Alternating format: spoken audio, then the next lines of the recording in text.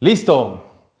Siguiente capítulo en esta historia, en esta serie de charlas llamada De aquí a dónde. Ahora con alguien que de verdad admiro, que de verdad aprecio la amistad de ya algunos años, que es un gran empresario y que se llama Marcos y se apellida Achar. ¿Cómo estás, Marcos? Gusto en saludarte.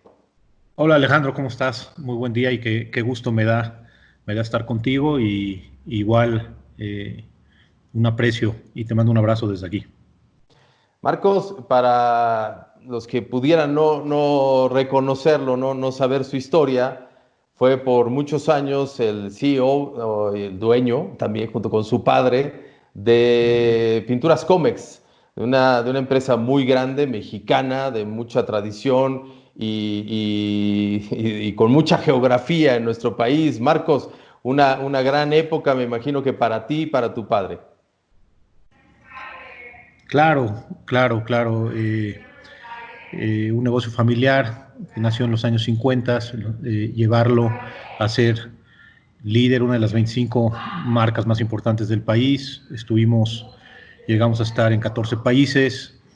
eh, y la verdad es una enorme satisfacción lo que pudimos lograr en todo ese tiempo.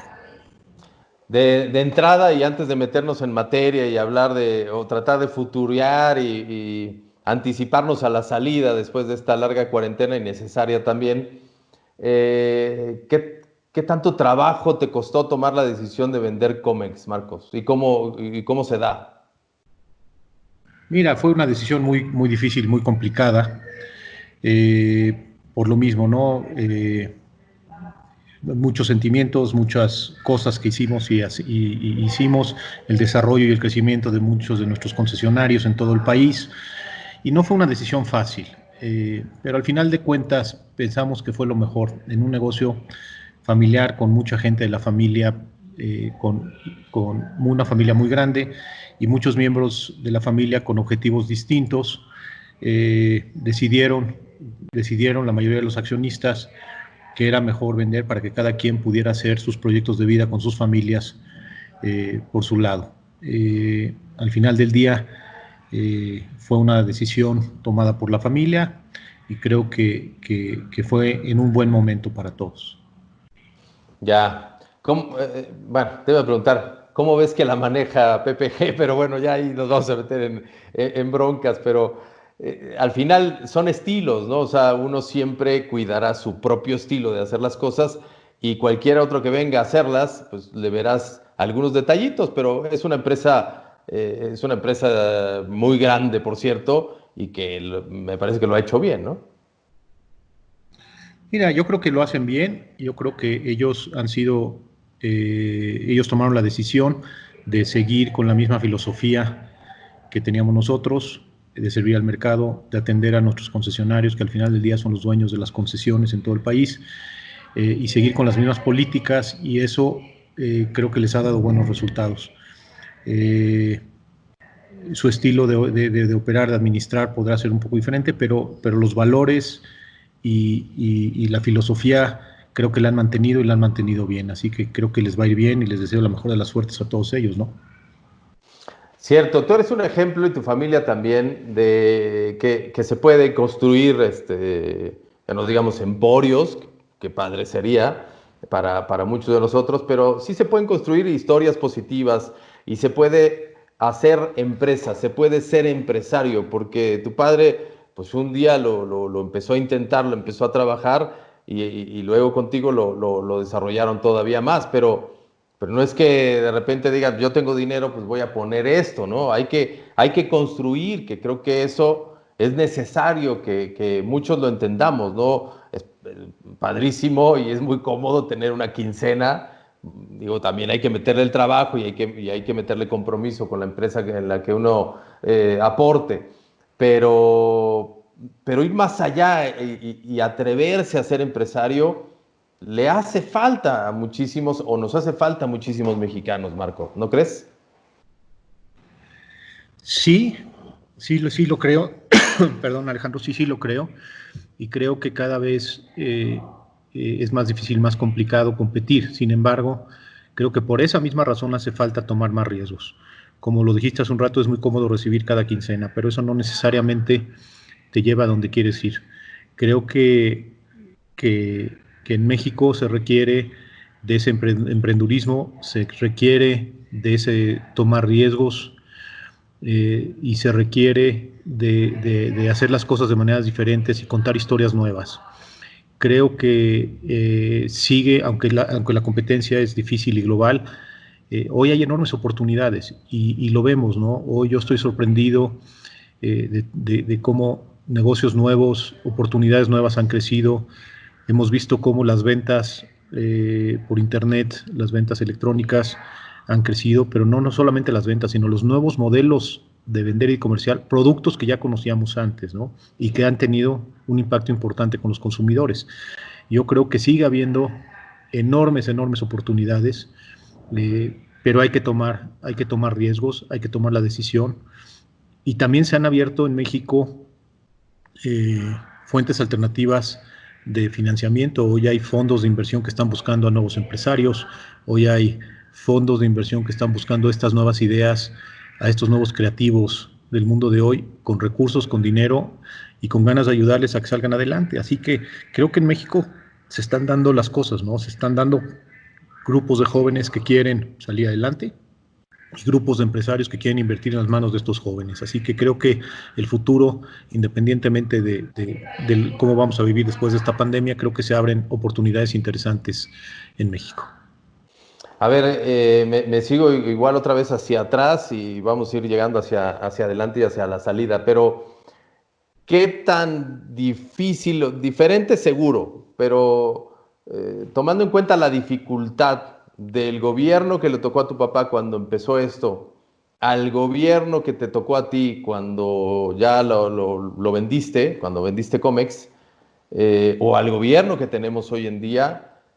¿Cuáles son las diferencias? ¿Cuál ha sido el grado de dificultad? Porque pues, al final siempre tendrá su chiste trabajar con los gobiernos en México. A ver, sin duda, Alejandro, ha habido enormes diferencias de los años 50 a la fecha. Sin duda, estilos, oportunidades, vivir en mercados cerrados y después vivir en mercados abiertos, vivir dentro de una globalización, en mercados muy agresivos, sí, son diferencias muy importantes. Pero en cada una de estas épocas siempre ha habido retos y complicaciones. Si bien es cierto que antes teníamos mercados cerrados y no nos competíamos contra empresas internacionales, eso también hacía más difícil competir, importar productos, desarrollar nuevas tecnologías, traer talento a las empresas. Cuando se abre México al mundo, pues eso nos abre y nos facilita, pero siempre hemos tenido retos. México nunca ha estado tranquilo y en paz, ni hemos tenido, fuera de la década de los 60, estabilidad económica. Nunca más volvimos a tenerla. Los años 70, los años 80, los años 90 siempre fueron épocas complicadas, devaluaciones, inestabilidad política, aperturas y cierres del mercado, nacionalizaciones de la banca, nacionalizaciones de la industria y después una apertura tremenda. Nunca ha sido fácil para México. Siempre ha habido complicaciones y esta no es la excepción. Siempre hemos salido también de todas ellas. Unas nos hemos tardado más, unas nos hemos tardado menos. Poca gente se acuerda de lo que vivimos en los años 70, con las crisis petroleras, con el cierre de industrias, con las nacionalizaciones. O sea, tenemos a veces memorias cortas y estas nuevas generaciones no se acuerdan de lo que vivimos en los años 80 y los 70. A lo que voy con esto es de que, y a lo que quiero llegar es de que a veces le damos demasiado valor a lo que el gobierno pudiera hacer para nosotros. Creo que al final del día tendríamos que separar lo que el gobierno hace y lo que nosotros deberíamos de hacer. Sí es importante las decisiones que los gobiernos toman para darnos seguridad, para darnos certeza, pero es más importante lo que hagamos nosotros, por nosotros y para nosotros mismos, menos de lo que debemos de esperar de los gobiernos. Y creo que todas las gentes que siempre están esperando a ver qué va a hacer el gobierno, siempre se quedan esperando. Todos aquellos que nunca esperamos qué más iban a hacer por nosotros, sino qué tendríamos que hacer nosotros para ser los mejores en lo que hacemos, a todos ellos nos ha ido bien. Creo que eso es lo que yo te quisiera transmitir hoy. No importa quién esté en el gobierno, lo importante es qué hagamos nosotros. Lo importante es qué hagamos con lo que tenemos, con la información que tenemos y con los objetivos que nos hemos trazado para alcanzarlos. Creo que le damos a veces demasiado valor a lo que los gobiernos pueden hacer. ¿Sí? Y repito, no con esto quiero quitar ni responsabilidad, ni tampoco quiero quitar la importancia que tienen las decisiones que toman ellos. Pero repito, es más importante lo que nosotros vayamos a hacer para nosotros, por nosotros, que lo que ellos pueden hacer por nosotros. De acuerdo, de acuerdo. Y también meternos como sociedad en cosas a lo mejor tan pequeñas, de recordarle al gobierno, recordarle a las autoridades, en cosas que son pequeñas, pero son muy importantes, porque los nuevos empresarios, los microempresarios, los que quieren ser empresarios, los que van a ser empresarios, se encuentran con que aquí las patentes, dar de alta una marca, dar de alta el nombre o un registro, es de repente más complicado que en otras partes del mundo, por lo menos en el mundo más desarrollado.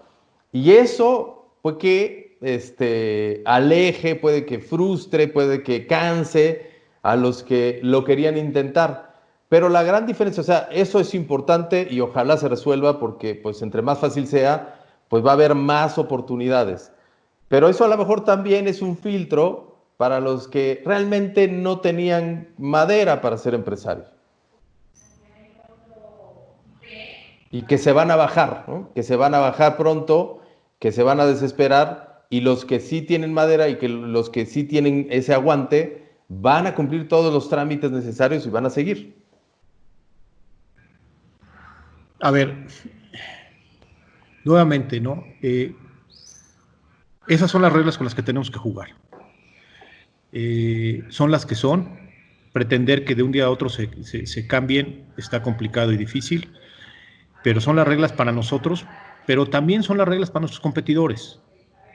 Entonces, la pregunta es, ¿por qué ellos sí y nosotros no? Entonces, con las mismas reglas todos estamos jugando, estamos en este país, estamos en este mercado, con esas mismas complejidades son las que tenemos que pelear todos los días, y son las mismas para todos. Entonces, no descartemos, no descalifiquemos y no nos moramos antes de que nos maten, ¿no? Empecemos, salgamos, luchemos y vamos a salir adelante. Siempre hay obstáculos en este y en otros países. En otros países hay otros también complicados. ¿México es difícil? Sí es difícil. Sí tenemos problemas como los que mencionas, pero no son imposibles y lo tenemos que lograr y lo tenemos que hacer. No por eso lo vamos a dejar de hacer. Como te digo, con las mismas reglas hay competidores de nosotros que están compitiendo y están haciendo las cosas y les está yendo bien. Nosotros, ¿por qué no? De acuerdo, de acuerdo. Llegamos al presente, Marcos, y te pregunto, ¿Comex es lo mejor que te tocó como empresario o crees que todavía en la historia de Marcos Achar habrá algo más importante? Mira, yo creo que son épocas importantes, ¿no? Al haber sido un negocio familiar y estar trabajando más de 30 años ahí, para mí fue sumamente importante y alcancé logros personales, profesionales y para la empresa muy, muy importantes, ¿no? Creo que me tocó vivir y encabezar una empresa en una etapa para mí maravillosa. Y eso lo único que me deja son enormes enseñanzas para lo que puede seguir más adelante. Hoy estoy embarcado en otras empresas, en otras aventuras que estoy tomando y estoy tomando todas las enseñanzas que tuve de más de esos 30 años para tratar de implementarlas, ¿no? Y también para transmitirlas a las siguientes generaciones, ¿no? También muy emocionado trabajando con mis hijos después de 30 años y también tratando de que ellos lo que yo aprendí lo pueda transmitir y que pueda ser aprovechado para el futuro. Yo estoy seguro que más adelante y ya en estas nuevas aventuras estaremos haciendo cosas importantes también en una etapa diferente de mi vida también, ¿no? Es decir, sí vienes, sí te ves haciendo algo del tamaño o más grande que lo que ya hiciste. Y en ese sentido me voy al fútbol porque como yo eres un apasionado de ese deporte, yo la verdad es que te he visto como muy decidido, te he visto muy cerca. Yo sí me imaginaba que hace algunos años ibas a estar detrás de un equipo importante, detrás de una historia muy fuerte, y decidiste junto con uno de tus hijos irte hacia abajo, aprenderle, tomar el Celaya desde abajito, desde el ascenso, que ya platicaremos también un poquito de tu opinión de esta situación, pero hablando de fútbol y hablando de empresa, ¿te ves ahí en un equipo como parte importante? No sé si como cabeza, o lo será tu hijo, pero como parte importante de una estructura, de un equipo de fútbol exitoso en primera división pronto. No lo creo, Alejandro. No creo que por el momento, creo que las cosas no están fáciles, están complicadas, inclusive en el fútbol. Eh, creo que, pero nunca te diré no, ¿no? Creo que la experiencia que tenemos en Celaya, conocer qué significa, a veces todo el mundo pensaría que es una empresa fácil, ¿no? Tener un equipo de fútbol, por más que uno invierte o a veces, sobre todo, no hay certeza, ¿no? De nada de lo que haces. Tú haces tu mejor esfuerzo, contratas al talento que tú consideras que es el que mejor resultados te da, y a veces te dan muy buenos resultados y a veces los resultados en la cancha no se dan independientemente de la inversión. Y a veces, sin inversiones importantes, sin esperar nada en torneos, logras resultados tremendamente importantes. Entonces, no es tan fácil el fútbol. Los jugadores no son máquinas, son personas que tienen necesidades, que tienen temas familiares, que tienen sus cosas, que hay que estar lidiando y ayudándoles a lidiar con todo esto. Son muchas más variables de las que uno pudiera pensar. Uno como aficionado desde fuera, pues le interesa el resultado del fin de semana, ¿no? Pero todo lo que haces durante toda la semana, todo lo que tienes que hacer para preparar, todo lo que haces para hacer, tiene su complejidad, son procesos complicados. Si tú me dijeras en el corto plazo, yo te diría, quizá no, pero nunca estoy cerrado a esa posibilidad, ¿no? Me apasiona, como bien lo dijiste, me gusta mucho, he estado muy cerca del fútbol durante muchísimos años y siempre tenía la intención de hacerlo. Veremos a dónde nos lleva esta historia. Es parte también de lo que te quería preguntar, porque de repente uno dice, no, pues hay que atreverse, hay que animarse, hay que perseguir los sueños, pero tu visión de empresario también te dice, pues si no hay negocio, será muy sueño y será muy bonito, pero no es el momento. Sin duda, ¿no? Esto al final del día, uno invierte el dinero para tener resultados positivos, uno lo invierte para meter, difícilmente uno invierte para perder. Eh, no creo que nadie lo haga, ¿no?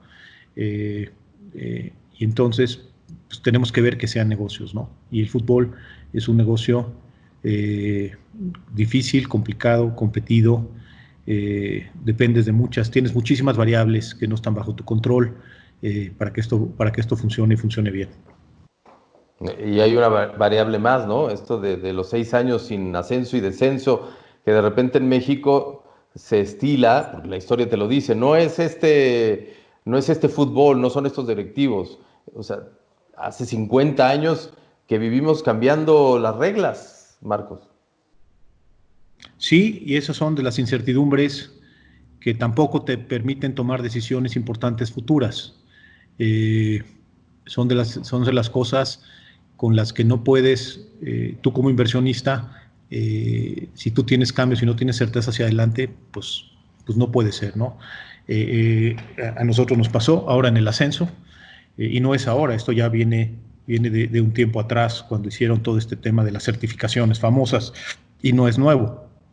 Eh, pero sí, efectivamente, eh, esas son las problemáticas que tenemos en el fútbol mexicano.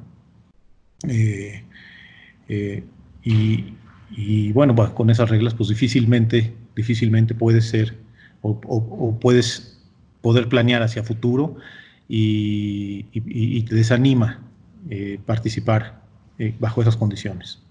Me imagino como un empresario exitoso, uno de los más exitosos en los últimos, no sé, 15, 20 años, también has vivido otro tipo de golpes bajos, otro tipo de problemas fuertes, internos y externos de la industria misma y de tu equipo cercano. Pero serán muy particulares y muy diferentes y muy especiales y muy rudos en el fútbol mexicano.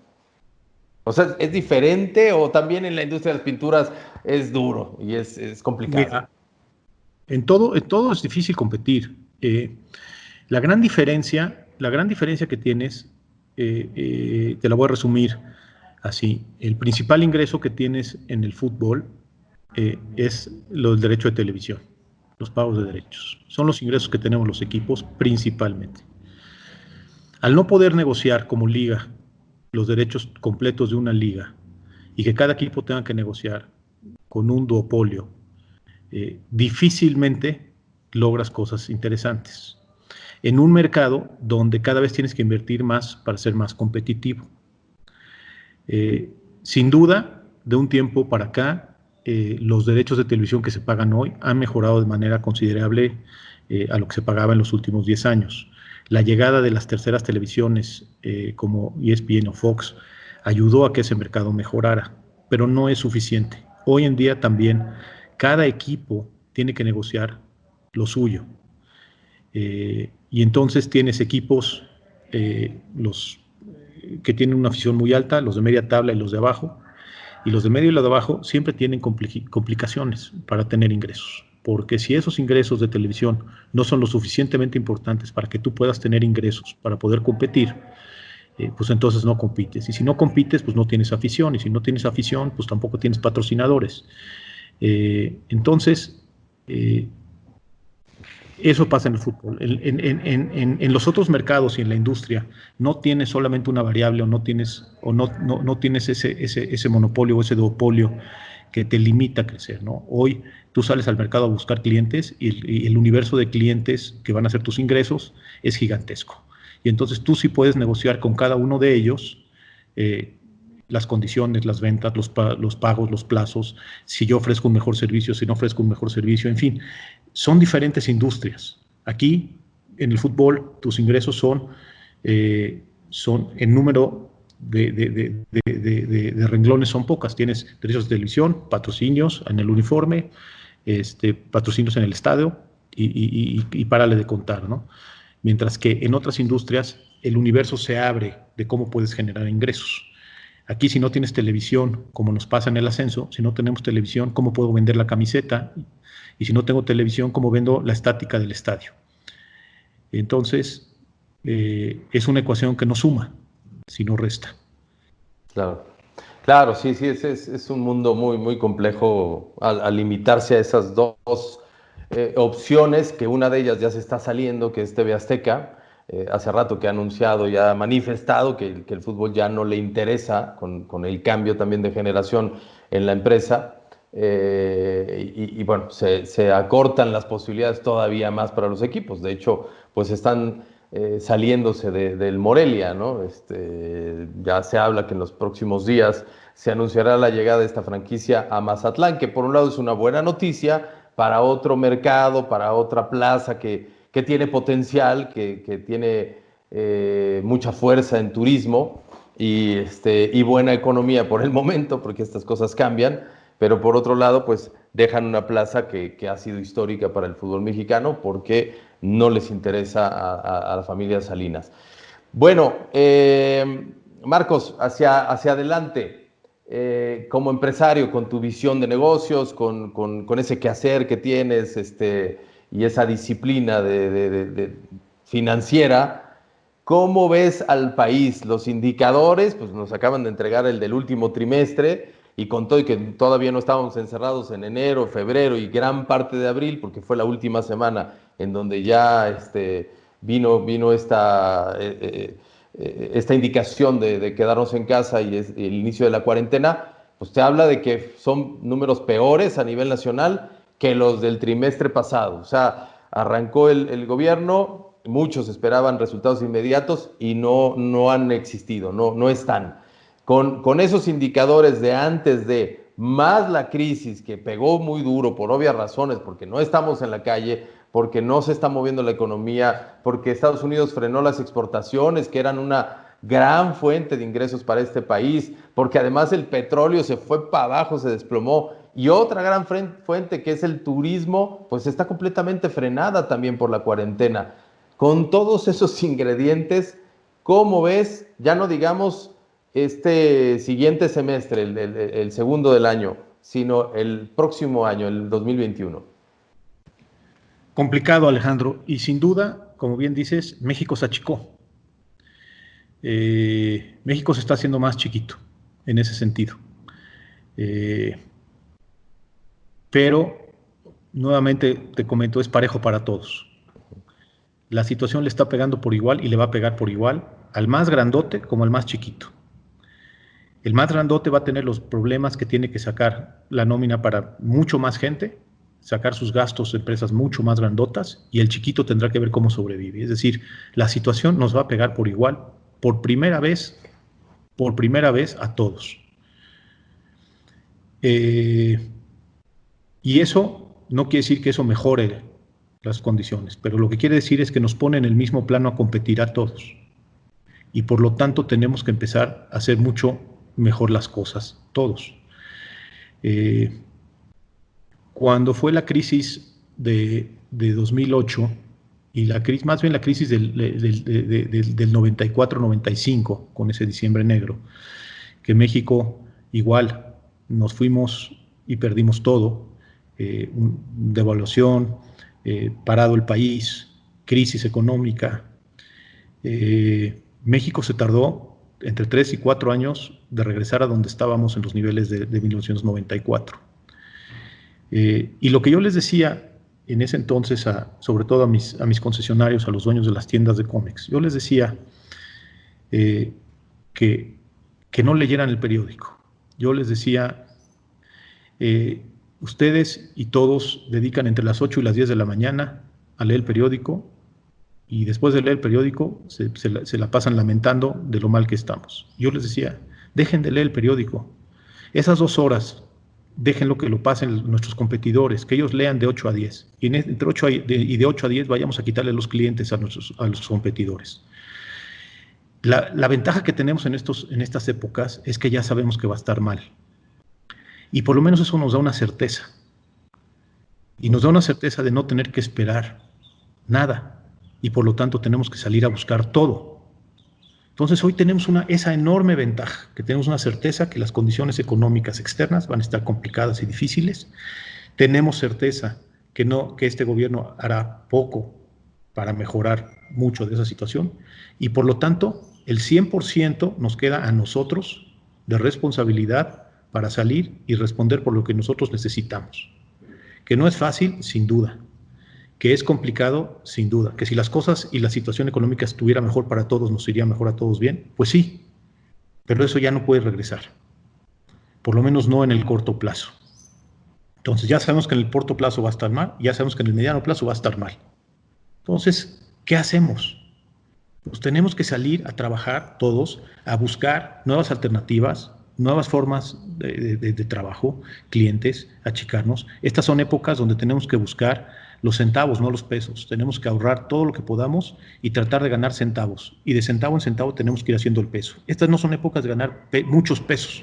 No lo van a hacer. Pero lo que tenemos que buscar es no perder pesos para ganar centavos. Hoy son épocas de centaviar todo lo que hacemos. Cada centavo cuenta en el ahorro y en el ingreso. Y así lo tenemos que hacer. Ya no podemos seguir llorando, ya no podemos seguir quejándonos. Lo que tenemos es lo que tenemos y ahora tenemos que ir hacia adelante. El estarnos quejando constantemente, lo único que nos hace es, nos congela, nos detiene y no nos deja progresar. Entonces hoy no podemos hacerlo. Y lo mismo, te lo vuelvo a repetir, en las buenas y en las malas. Hoy las condiciones son las mismas para el grande que para el chico, para el nuevo que para el que ya tiene muchos años en los mercados. ¿No? Entonces, hoy tenemos que salir a eso. Y esas 2 horas, mejor que lo ocupen nuestros competidores leyendo el periódico, nosotros salgamos a vender en esas 2 horas. Salgamos a buscar, salgamos a hacer las cosas diferentes. Hoy, si antes teníamos que trabajar 8 horas o 10, hoy tenemos que trabajar 12 o 14 para lograr lo mismo o menos de lo mismo. Y eso es lo que nos tocó y es lo que nos está tocando vivir. Y va a ser complicado, tú mismo lo dijiste, el petróleo, las exportaciones, el turismo, todo está complicado, todo está complicado. Entonces, hoy no tenemos muchas alternativas más que dedicarle más tiempo, ser más inteligentes, buscar esos centavos todos los días, y esos centavos acumulados van a lograr algunos pesos. Pero no podemos hacer pesos antes de hacer centavos. Y estas son las épocas complicadas y difíciles. También te quiero decir que el que logre pasar esta época va a despegar de manera muy importante. Entonces, sí, hay que buscar esas oportunidades, Alejandro. Hay que buscar el cómo y los cómos. Y también creo que hay que darle menos valor o menos importancia a lo que estos gobiernos pueden hacer por nosotros y para nosotros. No tomarlo en cuenta, ¿no? O sea, no estarlo esperando. Es que hoy ya lo hemos visto. Seguimos esperando después de año y medio y no llega nada. La pregunta es, ¿y para qué espero? ¿Qué carajos estoy esperando? No va a llegar. Claro. No, me parece que fueron los chilenos antes de su mundial, cuando uno de aquellos terremotos de tantos que les han golpeado, dijeron, como no tenemos nada, todo lo tenemos que construir, ¿no? Y yo creo que estamos no en esa posición de no tenemos nada, porque México pues sí tiene solidez en muchas cosas, pero sí está golpeado y todo lo tenemos que construir y todo sirve. No sé, por ejemplo, digo, tú sabes más de eso, pero yo de repente he compartido charlas con otros amigos y les digo, si puedes negociar tu renta, la renta de tu casa, negóciala. Los 500 pesos son bienvenidos, lo que tú estás diciendo, o sea, los centavos son buenos. Si puedes negociar, ya el negociar un aumento en la empresa se ve complicado, o sea, se ve casi imposible. Y tu Perdón. casero, hoy tu casero también está sensible a esa situación, porque él a su vez paga otros servicios. Entonces, hoy es el momento que puedes renegociar rentas, o puedes cambiarte una casa, una mejor casa por un menor costo, o puedes o buscar achicarte de otra manera. Hoy tienes posibilidades, y también los caseros están sensibles a la situación que estamos viviendo todos y no te quieren perder de cliente tampoco. Y es tu casa y es tu local comercial y no te quieren perder de clientes porque saben que está difícil. No tienen colas de gente que les vuelvan a rentar sus propiedades. Entonces hoy es momento de reinventar todo. Y lo que decías, México, a diferencia de Chile, cuando Chile le tocó reconstruirse, la gran diferencia que tuvieron ellos es que ellos tocaron fondo por completo.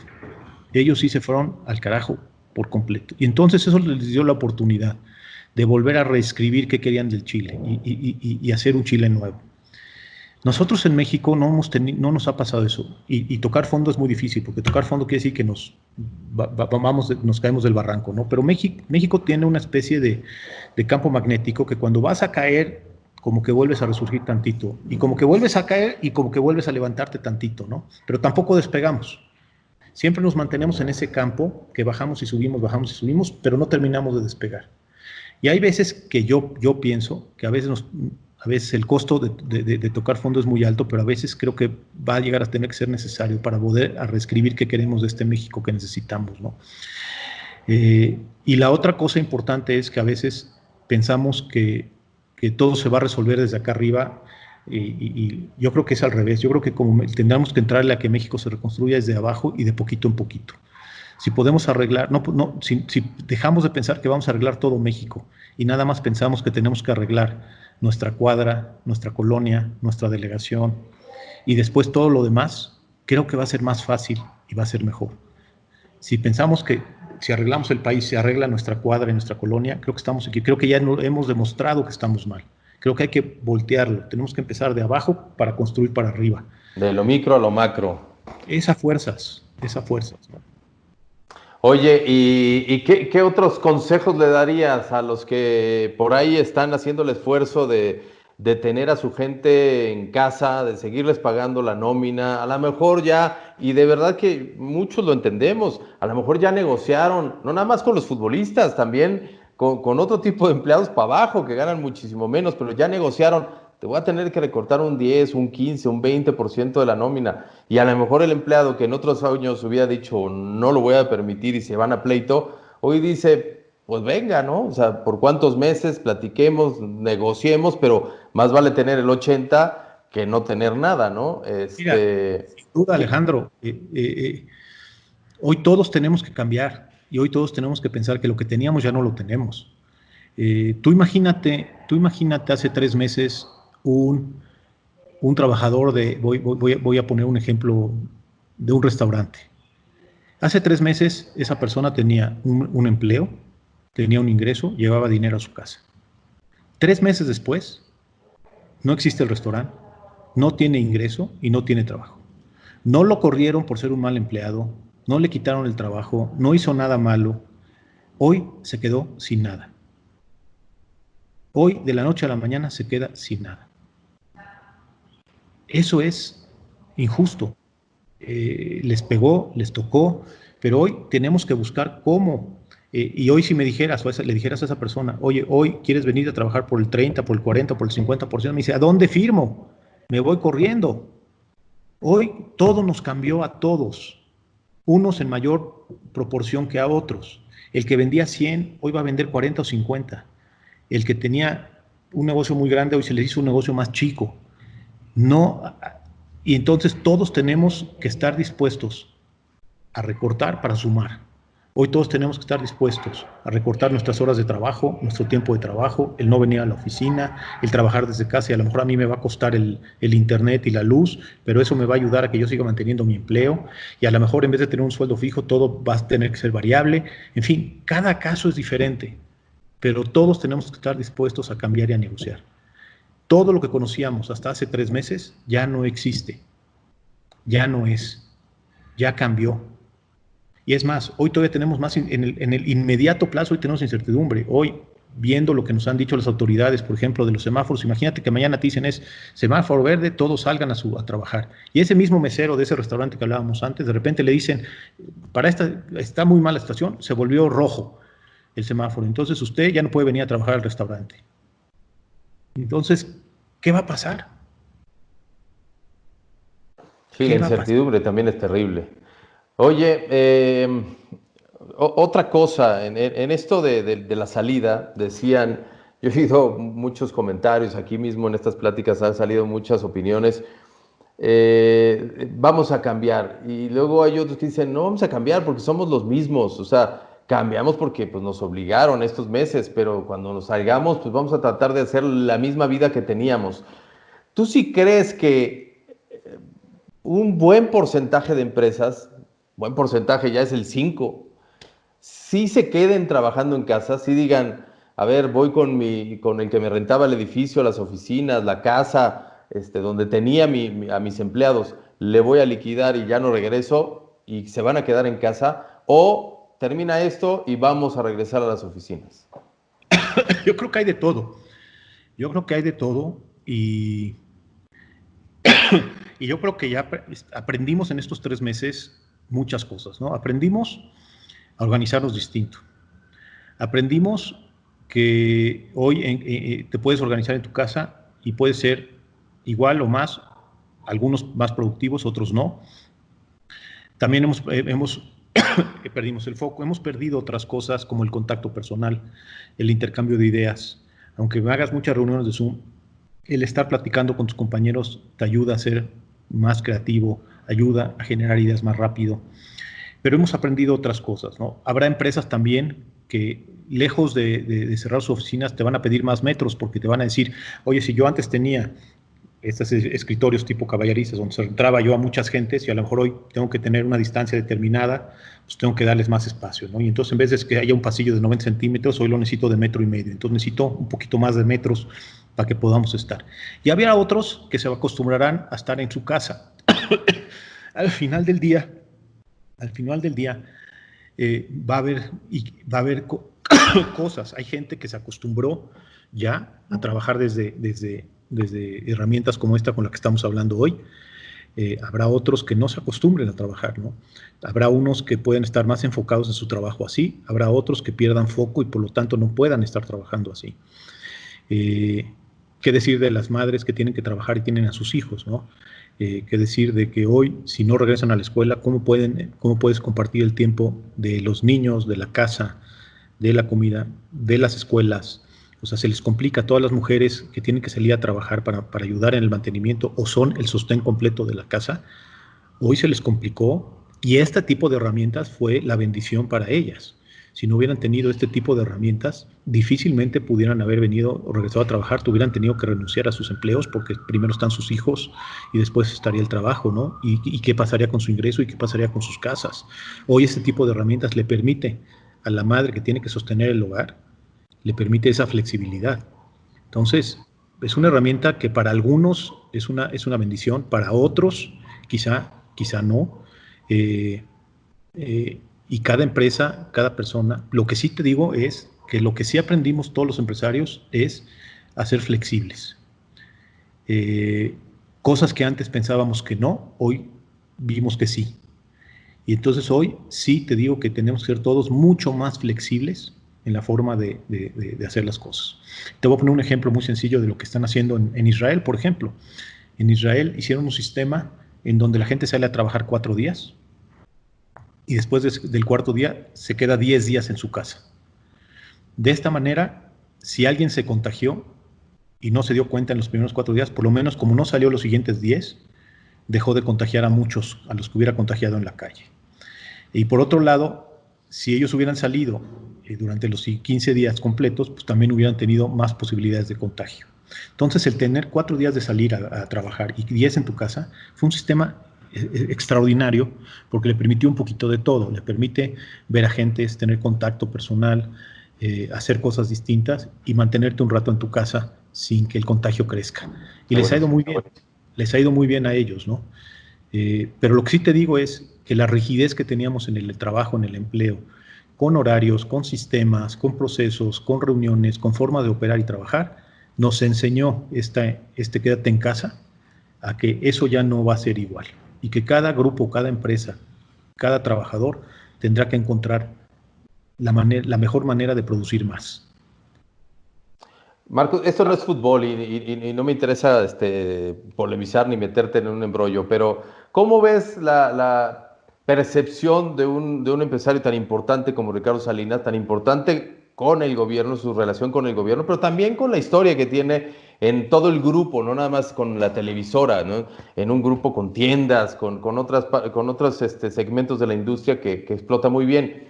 Y que él dice, porque así lo siente él, es que ya hay que salirnos y no hay que tener miedo y hay que encarar esto, perder el miedo y pues como nos toque. Vaya, vemos un mundo que no, que en lo general está diciendo, no, quedémonos, cueste lo que cueste, porque pues, lo importante es salvar vidas. ¿Cómo ves este enfoque? Mira, yo a Ricardo lo quiero, lo aprecio y lo respeto muchísimo. Es un gran empresario y es un triunfador. Yo coincido en algunas cosas con él. Eh, el problema que tienes es el precio que le pones a la vida, ¿no? Pero por otro lado, creo que tenemos que tomar riesgos todos y tarde o temprano tenemos que hacerlo. Es decir, si ya sabemos que no va a haber vacuna en los próximos 8 o 10 meses, nos vamos a quedar en casa, el costo que tiene eso de no salir, de no producir, de no generar, de no trabajar, es altísimo. A lo mejor más gente se va a morir de eso que de un contagio, ¿no? Y lo segundo también, lo que él dice, pues yo pienso que no necesariamente es para todos. No es lo mismo una persona de 65, 70 años, 80, que un joven que tiene que salir a trabajar todos los días, buscarse el empleo, y que sabemos que en los jóvenes la incidencia en la enfermedad es más baja y el daño de la enfermedad es muy pequeña, ¿no? La incidencia de mortandad es muy baja. Yo te pregunto ¿hasta cuándo vamos a poder no tomar ese riesgo? ¿Hasta cuándo vamos a no poder salir? A veces se piensa que lo que dice Ricardo está fuera de lugar, pero el daño hoy que las gentes están teniendo y las familias están teniendo no estar generando y trayendo ingresos a las casas es enorme, es enorme. No es nada más el salir a tratar de ver cómo te quedas con más participaciones. No, hoy tenemos que buscar ese balance, ¿no? Y ese balance no lo hemos encontrado aún. Ese balance, hasta que no salgamos y ver qué pasa, no vamos a estar encontrando ese O sea, balance. seguir teniendo más ideas, que ustedes también se reúnan, tengan este tipo de encuentros, conferencias de video, y decir a lo mejor a esos jóvenes de tal a tal edad que no están tan expuestos, que además se les haga un examen, están físicamente muy bien, son muy saludables, vayan a trabajar, pero no regresen a casa en donde están sus papás o en donde viven con un abuelo o tal. Pero entonces tendrían que casi vivir o sea, organizar dormitorios, no sé, me aloqué con esta idea, pero buscarle. O sea, hoy no hay certeza de nada, ¿no? Hoy todos los países están haciendo prueba y error. Abren tantito a ver qué pasa, y si no funciona, pues se regresan, pero pues todavía no abrimos las escuelas. A ver, vamos a probar con este tipo de negocios y después vamos abriendo este otro. No tenemos ahorita, viendo lo que está pasando en otros países, tampoco tenemos la experiencia de qué ha pasado, ¿no? Y si comparamos, y no nos podemos comparar con los países donde están haciendo pruebas todos los días. Entonces, todavía es más complicado para México. A mí me extraña, por ejemplo, la decisión que tomó la Secretaría de Gobernación, en donde decir, vamos a usar un solo semáforo para todo el país. A mí se me hace, en lo personal, que es un grave error, porque ¿qué tiene que ver lo que suceda en Zacatecas con lo que está pasando en el Estado de México? A lo mejor en Zacatecas no tienes absolutamente ningún caso, o está totalmente controlado, las escuelas podrían reabrir, pero si en el Estado de México hay muchísimos y no es frontera con Zacatecas, y el porcentaje de gente que viaja a Zacatecas, es más fácil decir a la gente del Estado de México no vayan a Zacatecas, a no reabrir Zacatecas. Pero el tener un semáforo general, a mí se me hace que es una tontería, se me hace tremendamente complicado, y además se me hace injusto para aquellos estados, ciudades, municipios que puedan abrir y empezar a generar y empezar a normalizar su vida, que por una decisión centralizada les cortes esa decisión, ¿no? Creo que podemos tener parámetros, que podemos decidir que sí y que no, pero no centralizar ni tomar lo que está sucediendo en todas las ciudades del país es muy diferente una con otra. Al final del día lo que voy es de que no tenemos certeza de cómo tomar la decisión hacia adelante, pero tenemos que hacer pruebas y error, tenemos que ir probando y ajustando, probando y ajustando. No tenemos otra alternativa. Lo que te platiqué que hizo Israel es eso, es una prueba en error. A ver, vamos a ver si saliendo 4 y dejando 10 disminuye esto, ¿no? Y ahí la van llevando. Y si después a lo mejor va a ser 8 y 6 y poco a poco. Tampoco hay certeza. También tenemos casos como ya en los países, no sé si es Dinamarca o Suecia, donde no cerraron para nada. Y tuvieron un contagio alto, pero también generaron anticuerpos muy rápido y hoy regresaron a su vida normal, ¿no? Nunca frenaron. Entonces, tenemos que aprender de esas cosas que sucedieron allá. Ahora, el otro problema que tenemos en México es que no respetamos lo que nos dice, las instrucciones que nos dan, ¿no?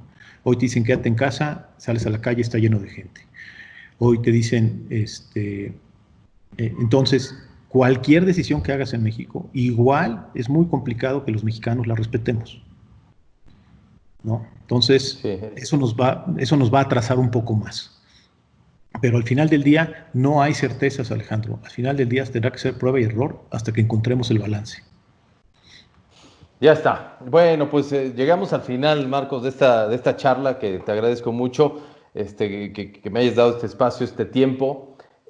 ¿Algo más que quisieras tú decirle a quienes nos estén viendo en este momento de cara a una reconstrucción que, por lo que nos dices, no nos va a llevar ni días ni meses, nos va a llevar años, ¿no? En sacar o en tener este país como lo queremos?